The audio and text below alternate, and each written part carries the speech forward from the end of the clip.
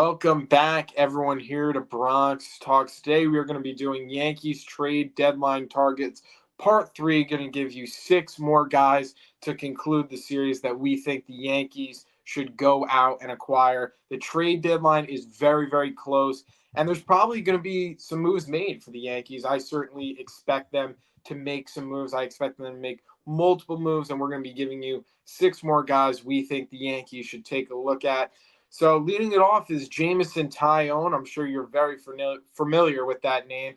Taillon pitched for the Yankees in 2021 and 2022. He was pretty solid with the Yankees. I think he won AL Pitcher of the Month one year with the Yankees. He was very, very solid. Kind of got roughed up last year after signing that big deal with the Cubs. But this year, he's having a very solid year. 16 games, he's 7-4, pitching with 3.10 ERA in 93 innings, has 75 strikeouts. He's been very solid. He's making $18 million in 2024. That's a lot of money. He's an unrestricted free agent in 2027. And we have heard some rumors over the last couple days that the Yankees have called the Cubs about Jameson Taillon, or the Cubs have talked to the Yankees about Taillon. Be interesting to see if that trade can happen. I do find it to be a little unrealistic in the sense he's making so much money. He's also 31 years old, so I don't know if the Yankees go out and make that deal unless the Cubs eat a lot of the salary. But who knows? I could definitely see it happening. Yeah, I think we would all be in favor of a Taillon reunion. Um, Pretty beloved Yankee. I feel like we all had good memories of him when he left. Number five, we have Ahmed Rosario of the Tampa Bay Rays. He's making $1.5 million this year, and he is a free agent next year. So he'd be a pure rental. This guy is an infielder, pretty much plays everywhere: second base, third base, shortstop, outfield, 93rd percentile in sprint speed, and he has a 747 OPS. The New York Post just published an article that the Rays would be open to a potential trade with him and the Yankees. And I think if they could get something done, I think it makes sense. Uh, could this guy become your third baseman? I think yes. And between him and John Birdie, I would say one of them will be able to give you above average play at the position. So, and keep in mind, this guy can also kind of move around. So you have a lot of flexibility. I think it's definitely on the cheaper side of options, but in terms of price, I think it's a good value. Yeah, definitely. He certainly has that versatility. The 309 batting average is certainly something that catches your eye. The Yankees have struggled big time finding a leadoff hitter. Maybe a guy like Ahmed Rosario could, bat top of the order and set the tone for the Yankees. He would certainly be interesting. He's very, very cheap, only 1.5 million. You're not going to find many hitters batting above 300 for that cheap. So look, he would be a cheap option, but look, if guys are flying off the board left and right, I think you got to make a move. And I think bringing in a guy like Ahmed Rosario would be very, very cheap and very, very doable for the New York Yankees. Up next, we have the Los Angeles Angels closer. That's Carlos Estevez. This year in 33 games, he's 1-3, pitching at a 2.45 ERA in 33 innings, has 32 strikeouts. He's making just over 6.7 million in 2024. He's unrestricted free agent in 2025. He has 19 saves this season.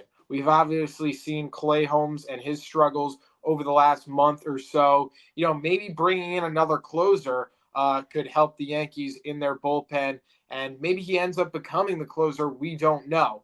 But I think we all agree that the Yankees definitely need relief pitching, and bringing in a solid closer like Estevez, adding him to that Yankees bullpen would be a fire move. Yeah. At number three, we have Yandy Diaz, another Ray. This guy's going to be a little bit more expensive. I last year probably one of the better hitters in baseball. I finished sixth in MVP voting, and still having a solid season this year. Probably a little bit down in terms of his standards, but bottom line is this guy's been a pretty elite hitter for really the past 3 years. He's a first baseman, and your lineup gets a lot better when you bring him in. And even though he has a 725 OPS this year, he's better than that, right? You look at a guy like Ahmed Rosario. Yandy Diaz is a better hitter, more feared hitter. Probably, I mean, you could group him right in that category with Stanton. And you might be saying, "Oh, well, we have Ben Rice right there at first base." I think it's a more safe option. And also, if the Yankees wanted to do Ben Rice and Wells at catcher, or maybe experiment with another position with one of those guys. But I think really the Yankees' top priority right now should be how do they get the most valuable bats in the lineup, and this guy's a pretty good hitter. Yeah, certainly. We obviously know too that the Yankees have struggled heavily against left-handed pitching this season. Yandy Diaz has a 341 batting average this year against left-handed pitching. And look, making 8 million 2024, he's under control for 2027 until 2027. In division trade, who knows what's going to happen there? He's certainly going to be a lot to bring in. But he also has some experience over there at the hot corner at third base. He hasn't played a ton of third base. I think he appeared in maybe, 5 games at third base in 2023. If he could give you below average defense at third base, as long as it's not extremely detrimental and he could make those routine plays, I would be fine with Yandy Diaz playing third base for the rest of the season for the Yankees. Obviously, when you get to the playoffs, you're going to need someone to back him up, defensive replacement. But if he can make the routine plays and he's swinging a good bat, I would certainly take that all day for the Yankees. He obviously has, the first base experience there too. You could put him in at first base. And he's the Rays leadoff hitter. So that would basically solve the Yankees leadoff problems immediately. He would go right above Soto, and it would be Yandy Diaz, Juan Soto, and Aaron Judge, which is a pretty lethal 1, 2, 3, if I don't say so myself. Up next is Isaac Paredes from the Tampa Bay Rays once again. And he's having a solid year. He's been 252, 16 home runs, has an 802 OPS.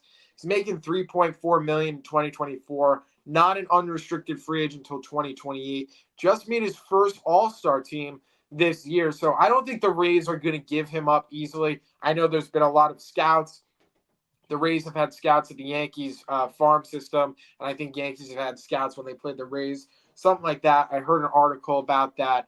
He's going to be really tough to get. I don't think the Rays just give him away easily, but I have heard a lot of rumors with other teams. I know the Astros have called him, trying to bring him in. And the thing about him, Christian, is he has, I think, around like 60, 70 career home runs. He has not gone to the opposite field once on one of those homers. He is a Deadpool hitter to an extreme.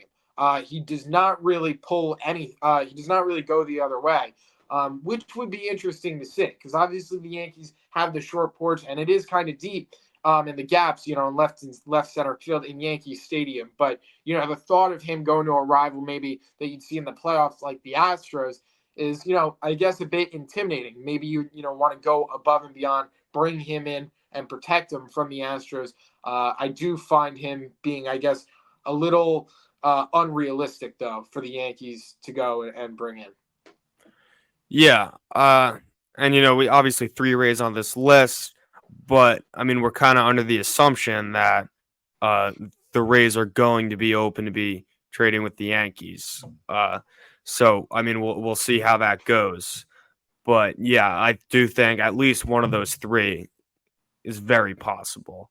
And the last guy that we have is Jonathan India of the Cincinnati Reds. This guy is making $5 million in 2024, and he is a free agent in 2027.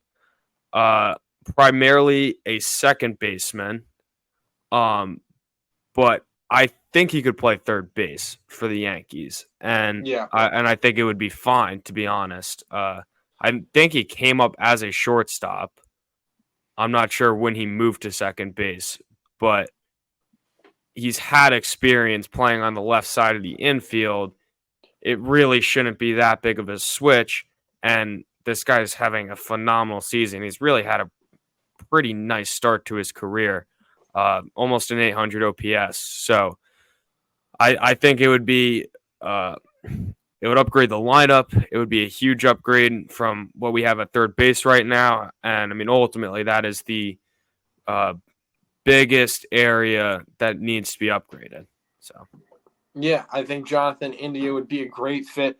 I think all the guys on this list would be a great fit, and the trade deadline is right around the corner. I think in the next couple days we'll start to see some players getting ready to put on new uniforms. I think the trades are going to happen very quickly, and it's going to be really interesting to see what the New York Yankees do at this year's deadline.